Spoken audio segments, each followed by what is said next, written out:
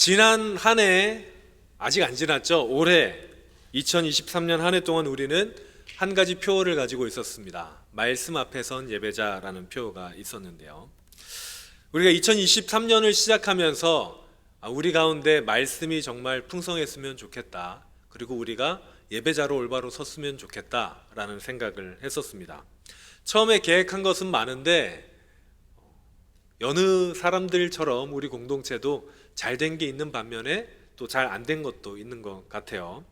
우선은 제가 큐티가 우리 청년부의 생활에 됐으면 좋겠다라고 계획을 했었는데 그건 좀 잘 안 된 것 같습니다.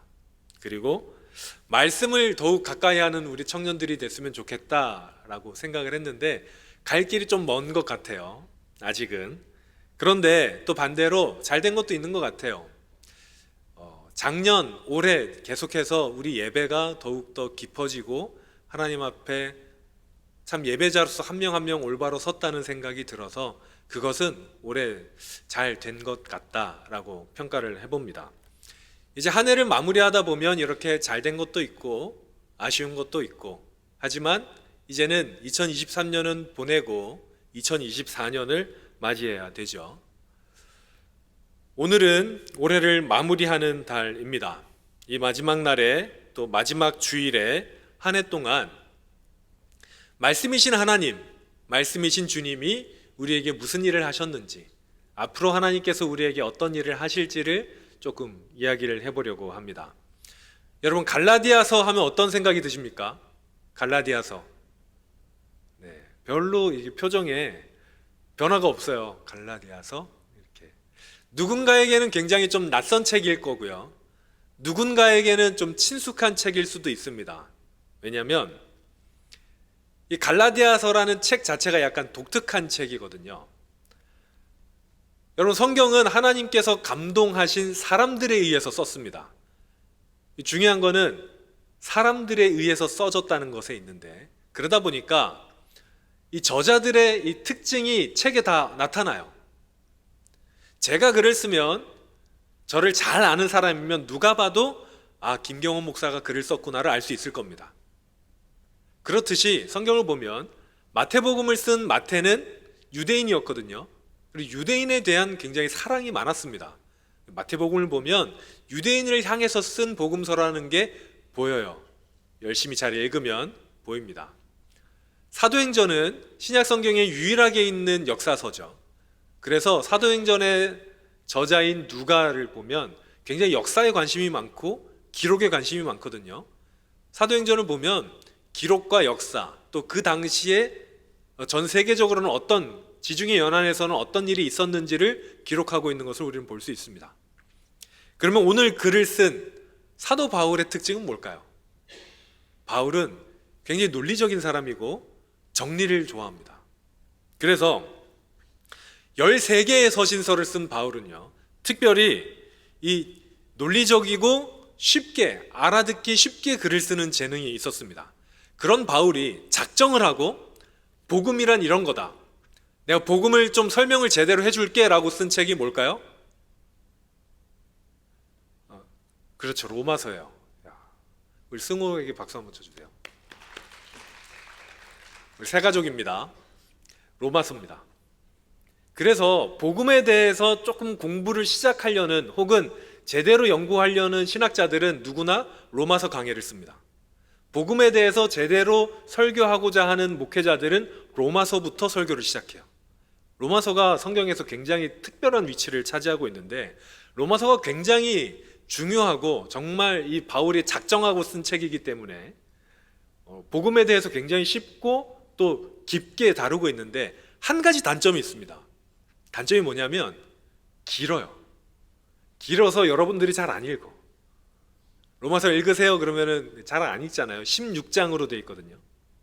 그러다 보니까 이 로마서 이게 좀 아쉽다라는 것을 해결해 주는 책이 오늘 본문인 갈라디아서입니다. 갈라디아서의 이 별명은 로마서의 축소판이에요. 좀 이유는 다릅니다. 바울이 로마서를 쓴 것은 로마에는 바울이 한 번도 가지 않았거든요. 교회가 생겼어요. 그래서 바울이 로마에 자기의 복음을 듣지 않았 자기의 가르침을 한 번도 듣지 않은 로마 교회에 복음이란 어떤 거고 내 가르침이란 어떤 거라는 거를 처음부터 끝까지 자세하게 쓴 게 로마서라면, 갈라디아서는 조금 다른 게, 갈라디아는 바울이 세운 교회입니다. 바울이 2차 전도 여행 기간 동안에 세운 교회거든요. 그런데 바울 선생님이 바빠서 갈라디아 교회에 오래 있지 못했습니다. 굉장히 짧게 있었어요. 그리고 떠나니까 거기에 교회가 생 거거든요. 우리나라 초창기에도 마찬가지예요. 우리나라 초창기에도 언더우드 선교사님이 교회를 몇 개를 세웠을 것 같습니까? 일단 지금까지 남아있는 교회만 28개 정도 되고요.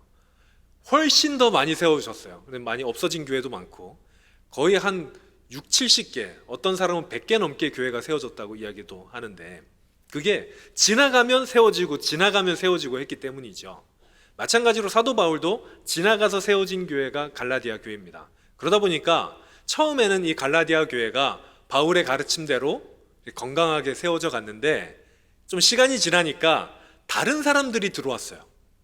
다른 사람들이 들어와서 바울의 가르침을 반박하기 시작합니다. 시간이 좀 지나고 바울에 대한 기억이 희미해졌을 무렵에 예루살렘에서 왔다고 하면서 내가 말씀을 진짜 공부를 많이 했고 박사학위도 있고, 그러니까 그 당시에 박사학위는 랍비예요. 내가 랍비 공부도 했고 여러 가지를 했는데 바울이 조금 틀렸고 이게 맞아 라고 얘기를 했습니다. 그것을 바울은 다른 복음이라고 표현을 하는데, 뭐냐면 바울은 구원받을 수 있는 방법을 딱 한 가지만 이야기합니다. 우리는 무엇으로 구원받을 수 있나요? 누굴 통해서? 예수님을 통해서. 여러분 자신 있게 얘기하셔도 돼요. 예수님을 통해서만 구원받을 수 있잖아요. 이게 바울의 복음이거든요. 그런데 다른 복음을 가져온 사람들은 뭐라고 얘기했냐면, 예수님뿐만이 아니라 예수님 플러스 행위가 있어야 되는 거예요. 너네 예수님을 아무리 믿어도 믿음만으로 구원받을 수 없어. 날도 지켜야 되고 절기도 지켜야 되고, 그리고 하나님 앞에 할례도 행해야 되고 여러 가지 것들, 율법을 지켜야 돼 라고 했던 사람들이 갈라디아 교회 안에 들어왔습니다.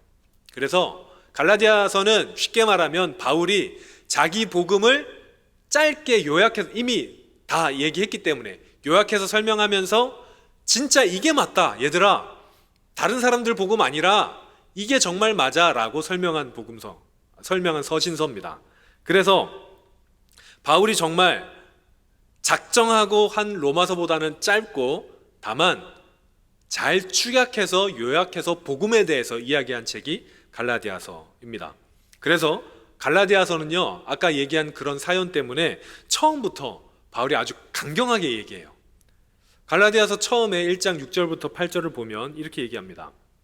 갈라디아 교인들한테 바울이 너희를 부르시니, 누구겠어요? 예수님 혹은 하나님. 예수님을 이같이 속히 떠나서 다른 복음을 따르는 것을 내가 이상히 여긴다. 이 이상하지 않냐? 얘들아, 다른 복음은 없어. 어떤 사람들이 너희를 교란해서 복음을 변하게 하려는 것인데, 만약에 이게 랍비나 이런 박사학위 이런 사람들이 아니라 하늘로부터 온 천사라 할지라도, 누구라 할지라도, 우리가, 사실은 내가죠, 바울이 너희에게 전한 복음, 그거 말고 다른 복음이 있다면 저주받을 것이다 라고 이야기해요. 여러분, 이 바울 서신서에 이런 문체 자체가 없습니다. 바울 서신은 처음에 인사로 시작하고, 아무리 사이가 나빴던, 바울이 고린도 전서를 쓸 때 고린도 교회랑 사이가 좀 안 좋았거든요.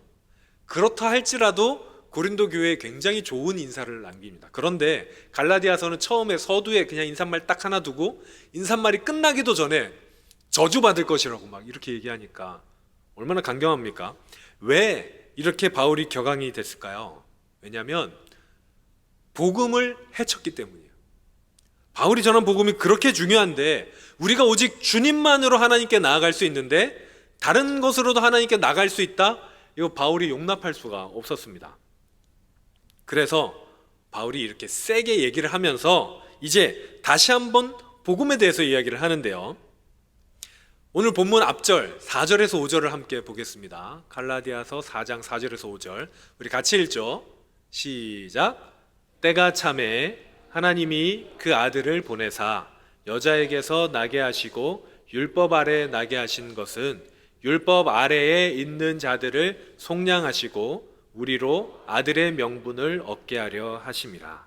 아멘. 바울에게 복음은 한마디로 율법에서 자유롭게 하는 게 복음이었습니다. 자, 예수님을 하나님께서 마리아에게서 나게 하시고 율법 아래 나게 하셨다는 것은 사람의 몸으로, 인간의 몸으로 나게 하신 거거든요.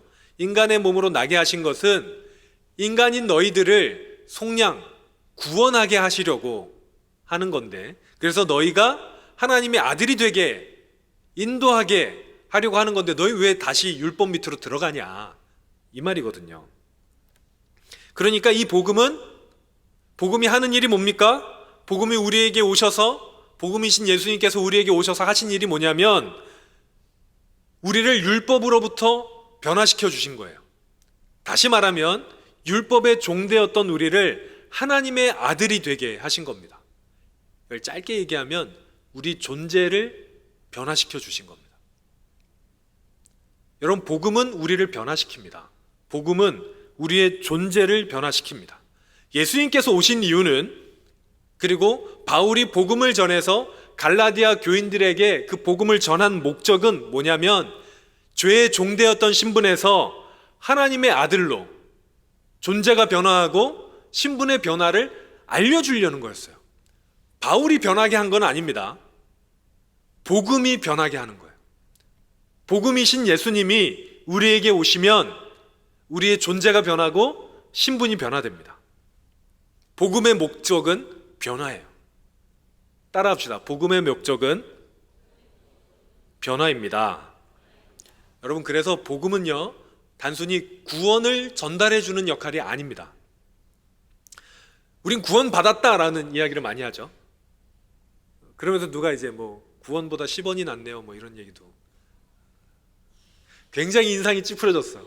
성현이가 저를 보는데 되게 못 볼 사람을 보는 것처럼 이렇게 봤는데 제가 굉장히 고민을 많이 했거든요. 이걸 설교문에 써놓고 이걸 할까 말까 고민을 굉장히 많이 했는데, 자, 여러분, 받았다고 하니까 구원을 소유하는 것으로 착각해요. 구원은 소유하는 게 아닙니다. 오히려 복음이 우리를 소유합니다.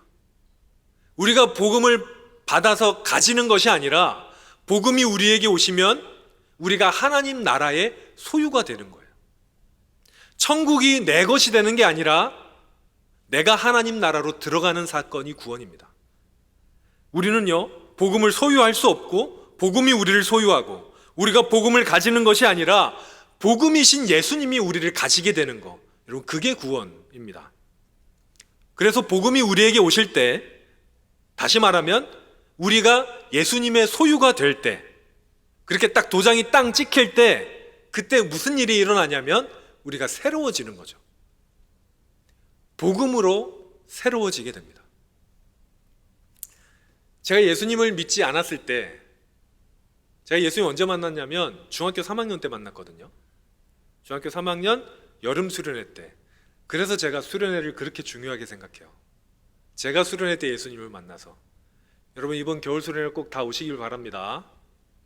아멘 소리가 너무 없는데? 자, 다시 한번 기회를 드릴게요. 겨울 수련회 다 오시길 바랍니다. 네, 들었어요. 도장이 찍혔어요.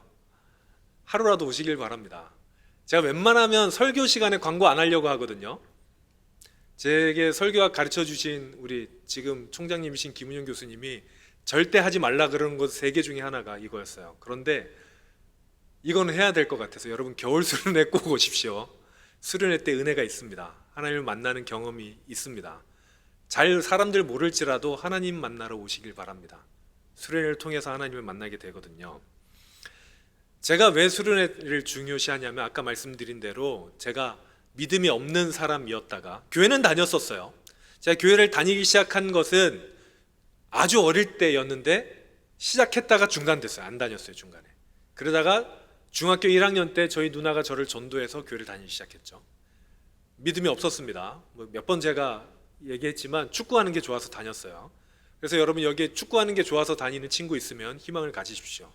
하나님 만날 수 있습니다.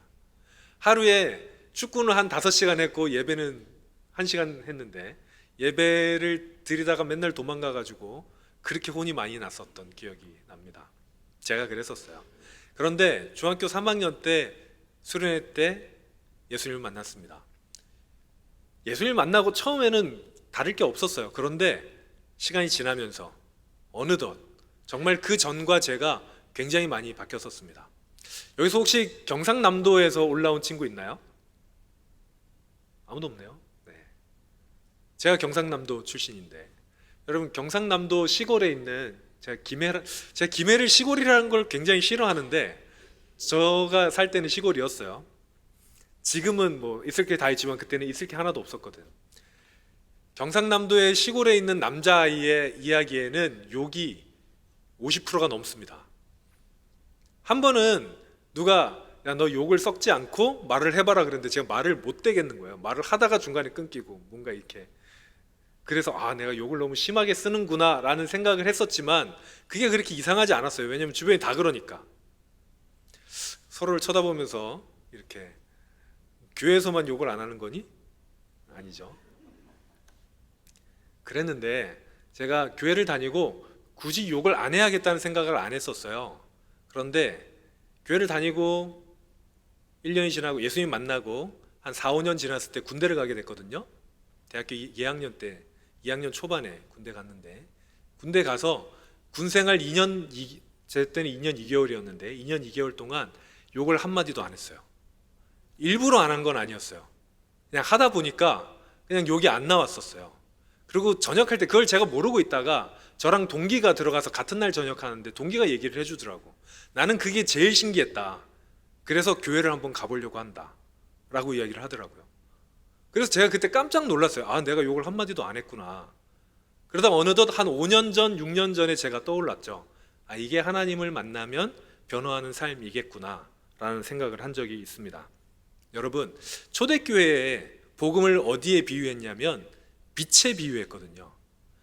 빛이 비추면 어둠이 떠납니다. 자, 지금 약간 좀 날씨가 구름이 껴서 좀 어둡죠. 어둡지만 빛들이 있기 때문에 우리 눈에 보이잖아요. 여러분 한번 상상해 보세요. 뭐 여기에 오래 계셨으니까 날이 맑다고 생각해 보십시오. 햇빛이 이쪽으로 막 들어오잖아요. 날이 맑은 날이면. 그러면 여기가 훨씬 더 밝아져요. 그렇죠? 빛이 밝을수록 어둠은 사라집니다. 어둠은 사실 없어요. 빛이 없는 게 어둠이지. 어둠이란 존재가 없습니다. 빛이 없는 게 어둠이에요. 빛은 더 밝아질 수 있지만 어둠은 완전히 어두웠을 때 더 어두워질 수 없거든요. 어둠이 없는 거예요. 빛이 없으면 그냥 어두운 거죠.